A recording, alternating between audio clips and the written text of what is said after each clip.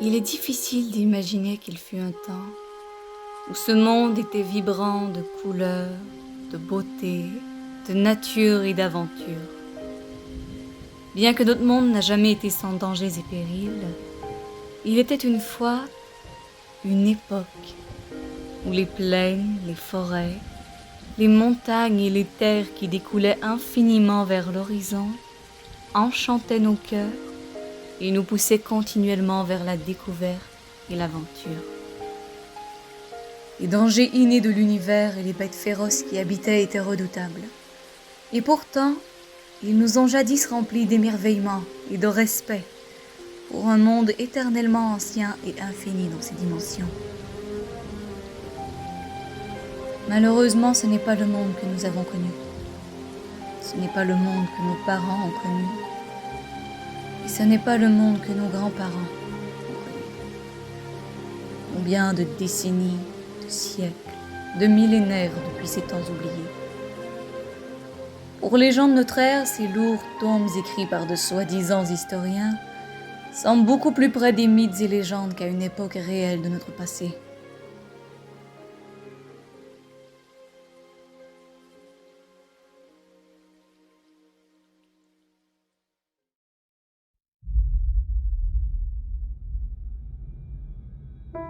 Il y a très longtemps, à travers une épiphanie spirituelle, les races mortelles ont découvert dans les bas-fonds obscurés de leurs âmes un puits. Ce portail qui se trouvait au centre même de notre essence était un conduit mystique. Et son sceau, la magie. Puisant cette matière pure, pulsante et vivante, se servant de notre corps comme conducteur, au bout de nos doigts se matérialisait maintenant l'énergie arcane pour la toute première fois. Et à ce moment, le futur fut écrit. Il ne restait plus qu'au destin de se manifester. L'espace, le temps et l'étoffe de l'existence elle-même allaient bientôt être soumises à notre volonté. Brandissant cette force, nous avons autrefois traversé quotidiennement des océans, des continents. Nous avons fait de chaînes de montagnes notre domaine en les moulant comme de l'argile et transforma nos corps en matière éternelle qui osa désobéir à l'entropie de l'univers. Un contrôle quasi infini de la matière, une vie éternelle. Aurions-nous pu vouloir de plus? Qu'est-ce qui a poussé nos ancêtres à creuser plus loin dans l'abysse mystérieux de notre esprit? Une âme mortelle peut-elle jamais se contenter de ce qu'elle possède?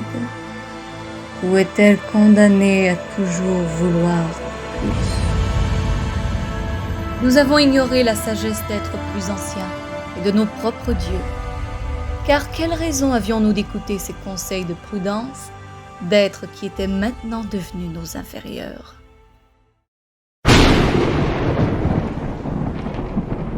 Et quand les êtres divins des cieux ont finalement réalisé où nos actions allaient nous mener, ils sont descendus de leurs Olympes pour nous sauver nous-mêmes.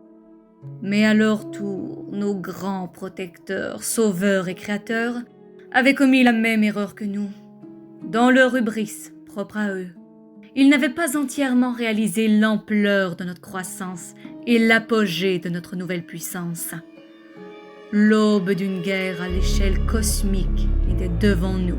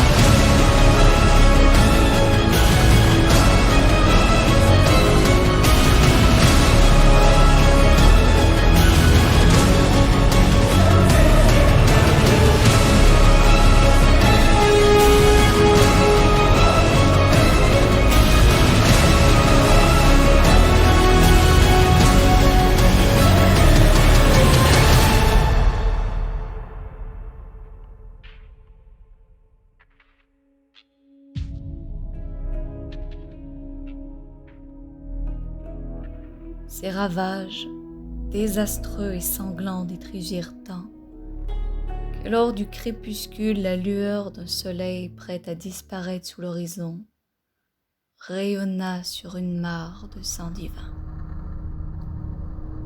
Après avoir enterré notre propre panthéon, notre soif fut seulement accrue par un nouveau monde de possibilités.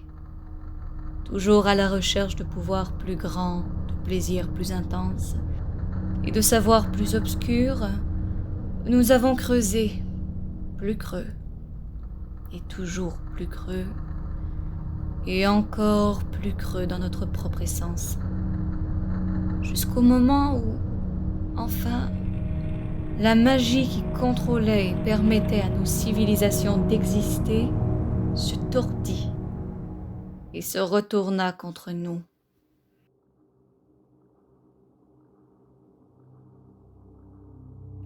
La magie qui était autrefois majestueuse et pure était maintenant souillée par des forces qui existent encore et toujours au-delà de notre compréhension. La magie devenue de nos jours un art suicidaire, dont la poursuite et le progrès vient à un prix inimaginablement lourd. Ses utilisateurs, des parias proscrits, ostracisés, qui passent leur temps à étudier de sombres grimoires ésotériques et à vénérer des dieux maléfiques que nous avons autrefois maudits.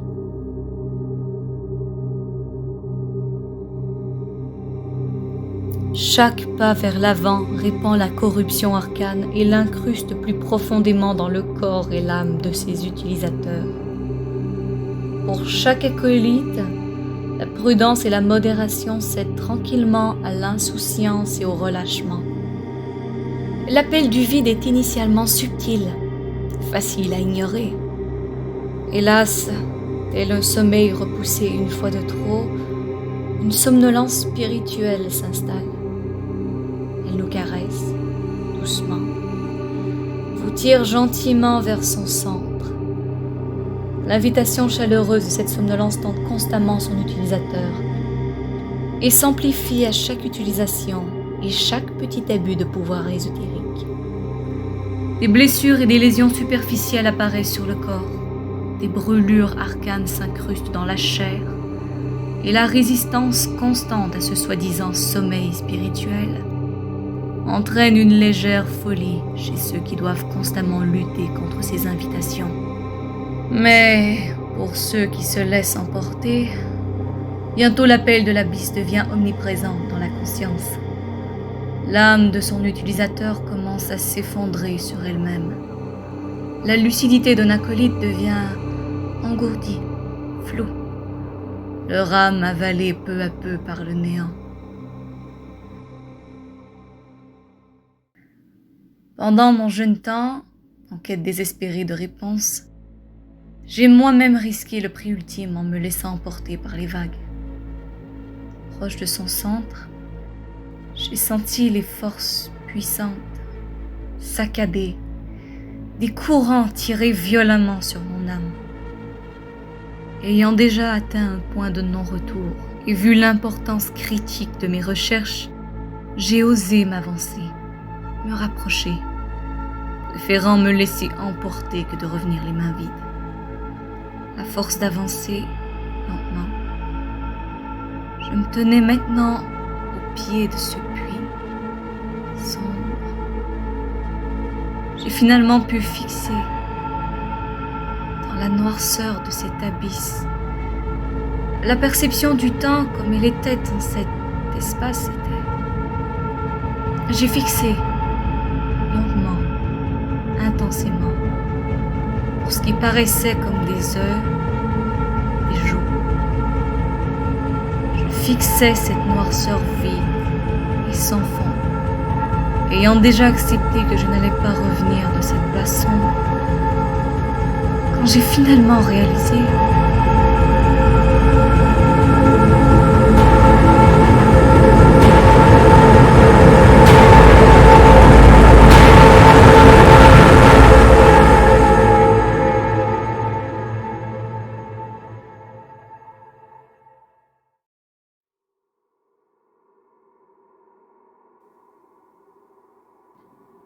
Avions-nous nous-mêmes créé quelque chose? Ou avions-nous simplement éveillé quelque chose de dormant? Il y a déjà longtemps que le commun des mortels ont arrêté de se poser de telles questions. Cela fait plusieurs millénaires, depuis la croisade des dieux et la grande corruption. Même les elfes, malgré leur très longue vie, ne comptent personne parmi eux d'assez anciens pour avoir été témoins de ces événements. Les anciens dieux, qui sont encore parmi nous, sont majoritairement ceux qui nous ont abandonnés, qui ont refusé de venir à notre secours pendant la croisade de l'Olympe. Aujourd'hui, la magie est toujours utilisée, surtout par nécessité.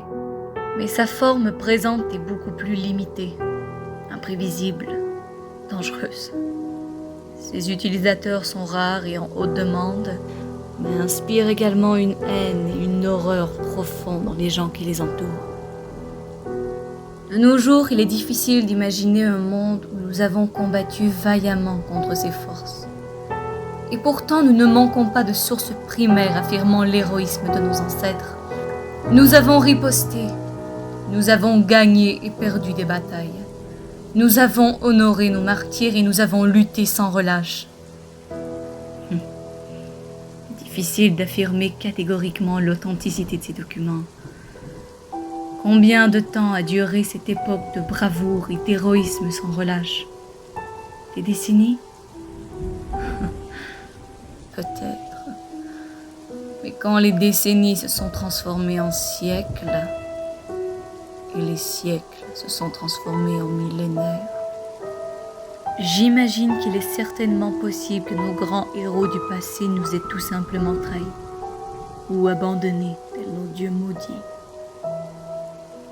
Où cette époque de braves héros se termine et notre ère commence. Les nations des elfes comme celles des humains ont forgé tellement de documents historiques qu'il est impossible de le savoir.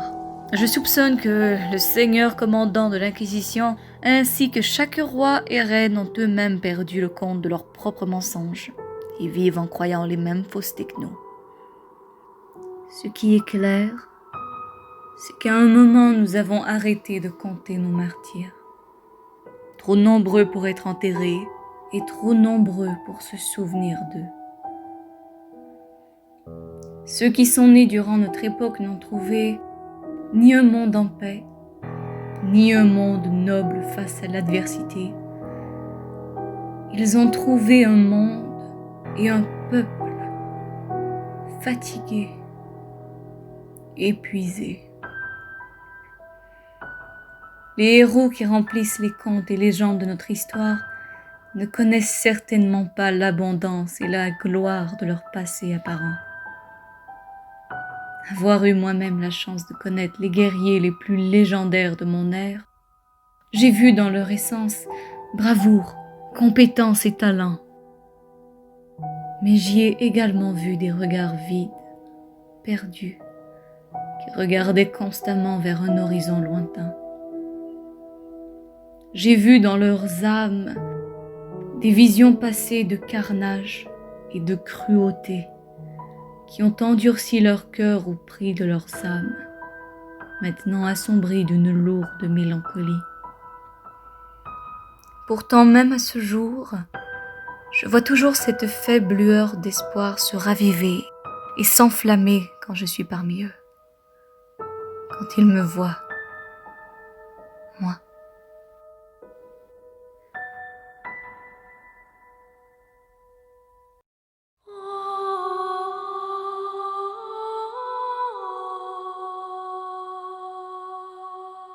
Depuis ma tendre jeunesse, j'ai démontré une immense sensibilité au pouvoir occulte, ainsi qu'une résistance à la corruption arcane sans rivale.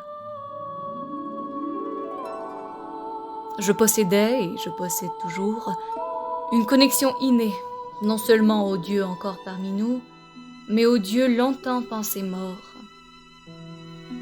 L'essence de la magie qui coule dans les veines de notre univers n'est plus la même.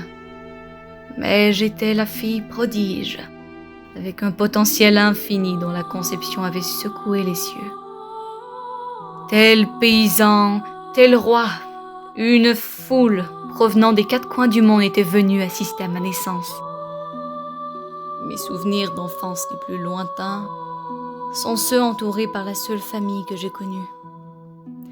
Le seigneur commandant de l'Inquisition, ma garde personnelle et les divers tuteurs de grande estime qui, parmi eux, comptaient les sorciers de premier ordre de chaque nation et de chaque peuple. Même parmi les elfes les plus hautains et orgueilleux de leur noblesse, j'étais révérée comme une déesse qui marchait parmi les mortels. Sur mes épaules, je tiens depuis presque un siècle les espoirs d'une génération perdue dans le désespoir. J'ai passé des décennies et la totalité de ma vie en quête de réponses. J'ai parlé à chaque expert, j'ai lu les archives de chaque bibliothèque secrète, de chaque organisation et de chaque nation qui existe. Je me trouve maintenant dans l'automne de ma vie, avec plus de questions qu'à mon humble début. Comme les autres qui sont venus avant moi, je vous offre comme fruit de mes recherches rien. Un vide, un néant. Je serai immortalisé et reconnu à travers le reste de notre histoire comme un grand faux espoir dont la vie n'a servi qu'à confirmer notre damnation et châtiment. Notre seul salut éternel nous attend dans l'oubli de la mort. Je choisis de vous laisser avec la seule chose qui me permettrait l'expiation pour le tragique échec qu'est ma vie. Mon honnêteté.